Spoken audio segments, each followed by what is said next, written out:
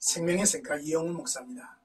주 안에서 평안한 하루가 되시기를 바랍니다. 오늘은 2월 17일 금요일이죠. 생가에서 말라기서를 묵상하는데 세 번째 시간입니다. 2장 1절에서 9절까지 제사장들을 향한 명령이라고 하는 주제이죠. 하나님의 경고를 무시하면 복과 명예를 빼앗기고 말 것입니다. 제4장, 주의 종의 사명이 얼마나 귀하고 존경스러운 것인가를 우리는 압니다. 그 존경스러운 일이 영광된 것으로 맞춰져야 되겠죠. 먼저 1절에서 3절까지는 제사장들에 대한 저주라고 하는 내용입니다. 하나님께서는 1장에서 제사장들의 죄를 지적하셨고 이에 근거해서 명령하십니다. 이 명령은 그들이 말라기를 통해 전달된 하나님의 말씀을 귀담아 듣지 않고 회개하지 않는다면 저주가 임할 것이라고 하는 경고죠. 희생의 똥을 너의 얼굴에 바를 것이라는 말씀은 제사장들의 불명예와 추방을 경고하는 말씀입니다. 희생되는 동물의 체내에 똥이 있었고 이 똥은 진 밖에서 불살라야 했습니다. 회개하지 않는 제사장들은 더러운 똥처럼 진 밖으로 추방될 것이죠. 한국교회의 현실이 안타깝습니다. 누구의 잘잘못을 따지려는 것이 아니라 어느 교회는 은퇴 목사 교회 출입을 금지하는 결의를 했다고 합니다. 많은 목사님들은 은퇴 후 교회를 떠나야 한다고 생각을 하고 또 교인들까지 같은 생각이라는 것이죠. 평생 하나님을 섬기던 예배당인데 성도들에게도 자자손손 교회를 지키는 것이 복이라 했는데 어쩌다가 이렇게 되었는지 모르겠습니다. 당회장, 위임 목사라는 교회의 제도에 문제가 있고 세속화로 떠내려가는 교회의 결국 일수가 있을 것입니다. 그러나 경건된 마음으로 이 같은 현상이 하나님의 진노의 원인과 진노를 받을 수밖에 없는 증거물이 될 것은 아닌지 두렵다는 것이죠.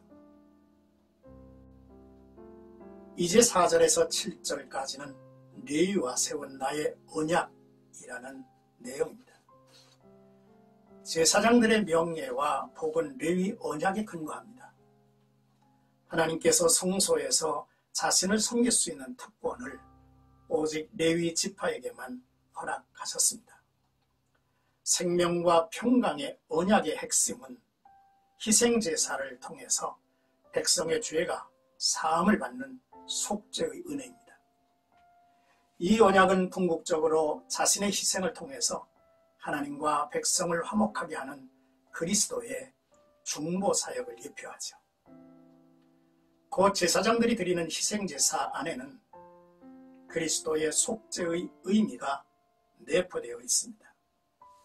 이처럼 하나님의 구원의 역사 속에서 핵심적인 역할을 한 제사장 지파가 그 사역을 소홀히 하며 이 큰 명예를 빼앗길 위기에 처했습니다.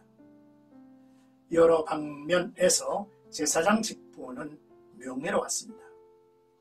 각 지파에 흩어진 제사장들이 진리로 백성을 가르치고 삶의 모범을 백성에게 보이고 죄인들은 하나님께로 인도했습니다.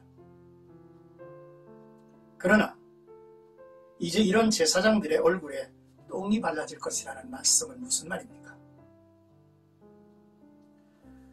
제사장에게는 4가지 중요한 임무가 있습니다.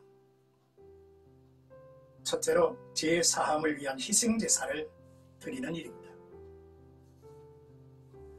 둘째, 백성을 위해서 중보의 기도자가 되는 일이죠. 셋째, 하나님의 말씀을 백성들에게 전하는 일입니다. 넷째, 백성을 향하여 축복하는 일입니다. 이 모든 일은 스스로 행함이 아니라 그에게 주어진 진리의 법, 율법을 통해서 행할 임무들이죠. 그래서 우리는 6, 7절을 주목하면 좋겠습니다. 그의 입에는 진리의 법이 있었고 그의 입술에는 불의함이 없었으며 그가 화평함과 정직함으로 나와 동행하며 많은 사람을 돌이켜 죄악에서 떠나게 하였느니라. 제사장의 입술은 지식을 지켜야 하겠고 사람들은 그의 입에서 율법을 구하게 되어야 할 것이니 제사장은 만군의 여호와의 사자가 됨이니라 했죠. 제사장에게 주어진 4가지 중요한 임무는 바로 이 귀한 말씀을 통해서 그 모든 임무가 이루어져야 한다는 사실을 주목해야 할 일이죠. 이제 8절에서 9절까지는 옳은 길에서 떠난 제사장들이라고 하는 내용입니다. 제사장들은 올바른 제사 행위를 통해서 백성들에게 하나님의 속죄의 은혜를 보여주어야 했습니다. 그러나 그들은 희생제사 가운데 내포된 속죄의 은혜를 오히려 가리었고 이로써 많은 백성들이 율법에 걸려 넘어졌습니다. 제사장들은 희생제사 가운데 내포된 하나님의 사랑을 나타내지 못하였고 도리어 인간적인 편견으로 율법의 외적인 행위만을 강조했습니다. 이로 인해서 제사장들은 모든 백성 앞에서 멸시와 천대를 당해야 했죠. 역사적으로 예루살렘 성전이 로마 군대에 의해 파괴되었고 제사장들이 포로로 잡혀가 모든 사람들 앞에서 놀림감이 된 사실을 우리는 압니다. 주의 종들이 바르게 살지 않으니 레위의 언약 율법이 깨트려진 것이며 많은 사람에게도 율법을 거스리게 했습니다. 삶이 그러하듯 사람에게 치우쳐 가르쳤습니다. 존경받아야 할 제사장들이 멸시와 천대를 받게 되리라는 불행한 예언이죠. 신약시대에 나와 여러분들은 모두가 왕같은 제사장이라 했습니다.